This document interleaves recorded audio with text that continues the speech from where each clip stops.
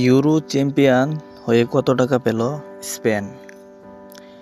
ইউরোর শ্বাসরুদ্ধকর ফাইনালে ইংল্যান্ডকে হতাশায় ডুবিয়ে 2-1 গোলে জয় পেয়েছে স্পেন। রোববার রাতে জার্মানির বার্লিনে ব্রিটিশদের হারিয়ে ইউরোপের প্রথম দল হিসেবে চতুর্থ ইউরো জিতেছে স্পেন।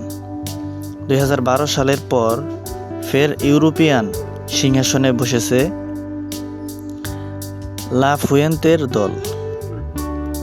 জার্মানির বার্লিনে ইউরো চ্যাম্পিয়ন হয়ে বড় অঙ্কের টাকা পেয়েছে চ্যাম্পিয়ন স্পেন।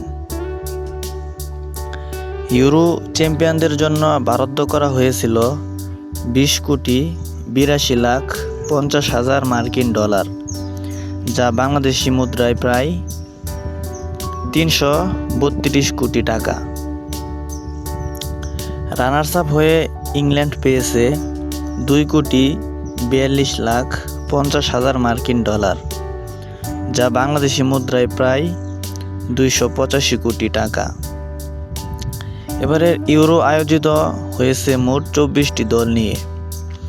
টুর্নামেন্টের মোট প্রাইজ মানি ছিল 33,10,00,000 মার্কিন ডলার।